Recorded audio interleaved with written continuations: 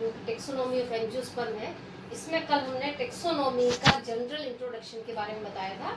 इसमें कल ये बताया था टेक्सोनॉमी शब्द किसने दिया था, APD कैंडोली द्वारा दिया गया था। टेक्सोनॉमी के अंतर्गत हम पौधों का पहचान, फिर उनके नामकरण, उनके वर्गीकरण का अध्ययन किया जाता है। उसके साथ ही इसका एक सिनोनिमस टर्म है सिस्टमैटिक्स, जो टेक्सोनॉमी की एक ब्रांच है। उसके अंतर्गत पौधों की टेक्सोनॉमी और उनके इंटर रिलेशनशिप और डाइवर्सिटीज का अध्ययन किया जाता है।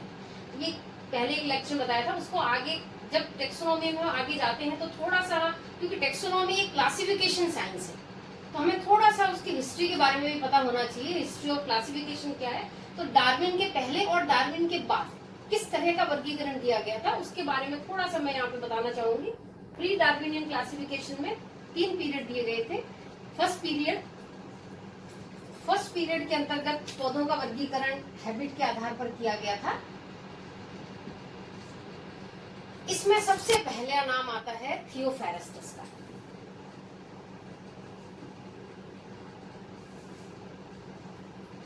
थियोफेरेस्टस जैसा कि हम सब जानते ही हैं, क्योंकि सबसे पहले प्लांट्स पर क्लासिफिकेशन, प्लांट्स का डिस्क्रिप्शन, प्लांट्स पौधों का वर्णन थियोफेरेस्टस के द्वारा किया गया था। इसीलिए थियोफेरेस्टस को फादर ऑफ बॉटनी भी कहा जाता है। थियोफेरेस्टस ने सबसे पहले अपनी 2 किताबें, inquiry into the plant and etiology of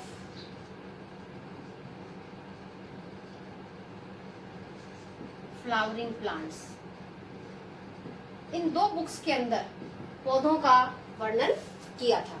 और थियोफेरेस्टस ने प्लांट्स को हैबिट के आधार पर 4 ग्रुप्स में डिवाइड किया था। Divide into 4 groups. First is tree, second shrubs, third undershrubs and fourth is herbs।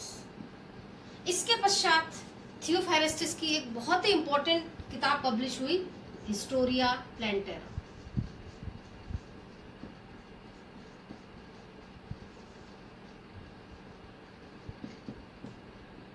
इस हिस्टोरिया प्लांटेरम के अंदर अप्रोक्सीमेट 500 प्लांट्स को डिस्क्राइब किया गया था। इसके पश्चात इस फर्स्ट पीरियड, जो थियोफेरेस्टस का पीरियड था, इस फर्स्ट पीरियड को आगे पुनः 4 फेजेस में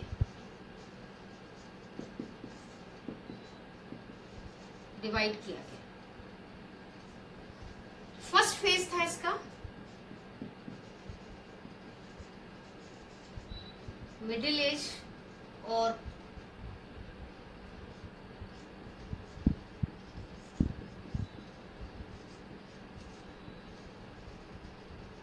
एज ऑफ डार्क पीरियड। इस समय के दौरान इसका नाम ही है जैसे कि डार्क पीरियड।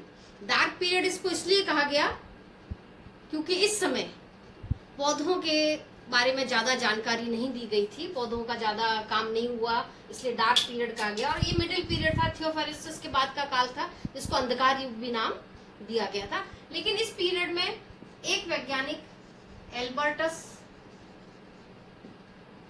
मैग्नस ने थोड़ा सा पौधों पर काम किया था और अपनी एक बुक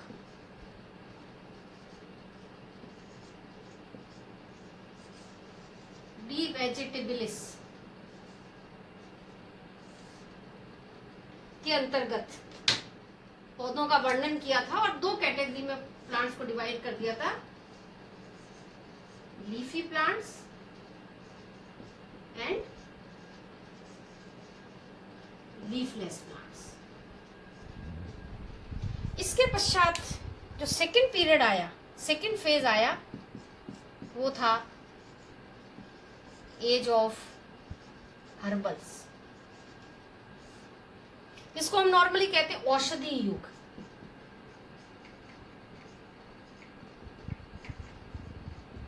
नाम से ही पता चल रहा है कि इस पीरियड के दौरान जो पौधे औषधि के रूप में काम में लिए जाते थे, मेडिसिनली बहुत ज्यादा इंपॉर्टेंट थे, उन पौधों का वर्णन इस पीरियड के दौरान किया गया था। और काफी कुछ किताबें भी इनके बारे में लिखी गई जिनको हर्बल्स कहा गया, और जो लेखक जिन लेखकों के द्वारा इन किताबों को लिखा गया उनको हर्बलिस्ट कहा गया।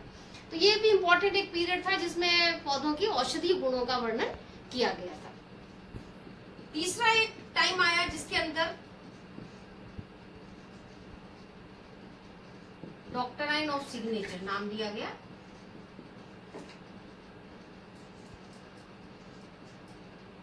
नाम से पता चल रहा है जिसको हम कहते हैं हस्ताक्षरों का सिद्धांत। ऐसा माना जाता था पहले समय में कि जो भी पादप है उस पर भगवान ने अपने हस्ताक्षर कर दिए हैं। जिस पादप की आकृति जिस मानव के अंग से मिलती है वो पादप, वो प्लांट उस अंग के उपचार में काम में आता है। फॉर एग्जाम्पल जैसे लिवर बर्ड्स हैं, रिक्शिया हो गया, मार्केंशिया हो गया, इस तरह के पादप जिनकी आकृति लीवर से मिलती जुलती है तो उसका उपयोग लीवर के उपचार में काम में लिया जाता है। इसी तरह कुछ एग्जाम्पल हैं जैसे बादाम हो गया कि उसका आकार आंख से मिलता है तो हम उसको नॉर्मली आंख के उपचार में काम में लिया जाता है। जैसे अखरोट हो गया, उसकी आकृति मनुष्य के ब्रेन से मिलती है तो उसका उपयोग ब्रेन के उपचार में काम में लिया जाता है। लेकिन ये पूर्ण सत्य नहीं है। जैसा हम जानते हैं कि ये नहीं है कि हम अखरोट खा रहे हैं तो उससे हमारा ब्रेन ठीक हो जाएगा, या बादाम खाने से आंखें बहुत ज्यादा इंप्रूव हो जाती हैं। अब नॉर्मली ये कहा जाता है कि आप बादाम खाइए दिमाग तेज होगा, ठीक है, और अखरोट खाइए आपका दिल मजबूत हो जाएगा। इस तरह का एक पीरियड आया था जिसमें कुछ प्लांट्स के बारे में बताया गया था कि जिन प्लांट्स की आकृति मानव अंग से मिलती है उसका उपयोग उस मानव अंग के उपचार में काम में लिया जाता है। इसके बाद थोड़ा सा इम्प्रूवमेंट हुआ और नाम दिया गया उसको इम्प्रूव टेक्सोनॉमी। ये तो काफी पुरानी एक तरह की साइंस हो गई कि बीच में थियोफॉरेस्टस ने कुछ क्लासिफिकेशन तो नहीं दिया लेकिन जो प्लांट का डिस्क्रिप्शन दिया गया। फिर middle age dark period I जहां थोड़ा सा नीचे थोड़ा ग्राफ आया, प्लांट्स की जानकारी के बारे में ज्यादा काम नहीं हुआ, कुछ थोड़ा बहुत काम हुआ। इसके बाद हर्बल्स का युग आया जिसमें औषधीय पादपों का वर्णन किया गया। फिर कुछ एक ऐसे प्लांट्स के बारे में बताया गया जो कि मानव अंग से मिलते जुलते थे। फिर आया थोड़ा सा इम्प्रूवमेंट आया प्लांट्स के डिस्क्रिप्शन में कि कुछ इम्प्रूव टेक्सोनॉमी आई जिसमें पौधों का और आगे वर्णन किया गया और उसमें मुख्यतः नाम आता है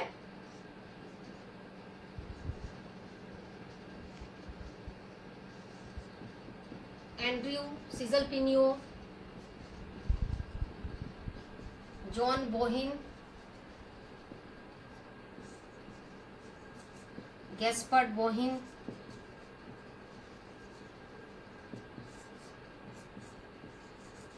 जॉन रे। ये कुछ टेक्सोनॉमिस्ट थे जिन्होंने आगे टेक्सोनॉमी पर थोड़ा सा इम्प्रूवमेंट दिखाते हुए काम किया था। जैसे एंड्रयू सीजलपिनियो थे, इन्होंने कुछ 400-500 प्लांट्स का वर्णन किया और इनके ऑनर में सीजलपिनिया एक वंश का निर्माण भी किया गया। उसके बाद जॉन बहिन और गैस्पर्ड बोहिन, ये दोनों भाई थे, ब्रदर थे, इनके सम्मान में, दोनों भाइयों के सम्मान में बहुनिया एक वंश का नाम बनाया गया था। जॉन रे जिन्होंने स्पीसीज नाम दिया था, इन्होंने हिस्टोरिया प्लांटेरम के 3 वॉल्यूम प्रकाशित किया और उसमें बहुत सारे पादपों का वर्णन किया गया। सेकेंड पीरियड, इसको हम कहते हैं एक्चुअली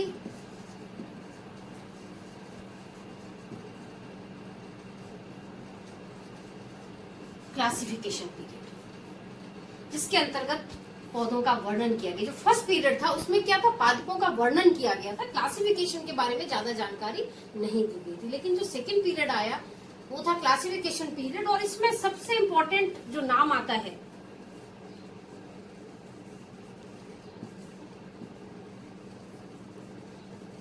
कैरोलस लीनियस का, जिन्होंने सबसे पहले पौधों का वर्गीकरण शुरू किया था।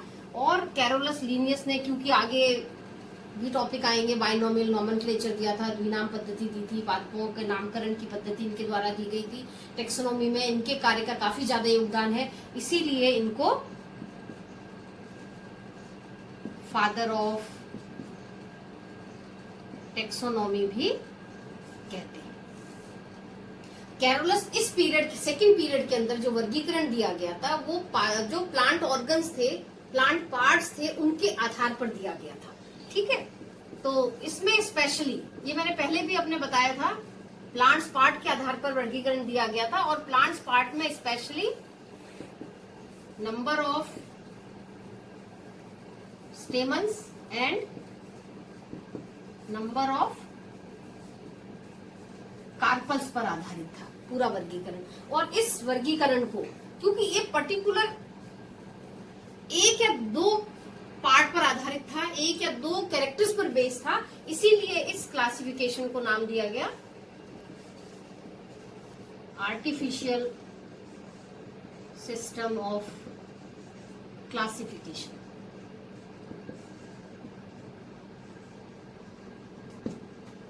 आगे चलकर डिटेल में पढ़ेंगे आर्टिफिशियल सिस्टम क्या होता है और किस तरह नंबर ऑफ स्टेमन्स और कार्पल के आधार पर वर्गीकरण दिया गया था। थर्ड पीरियड, जैसा पहले बताया था कि थर्ड जो पीरियड था वो बेस था मॉर्फोलॉजिकल कैरेक्टर्स का।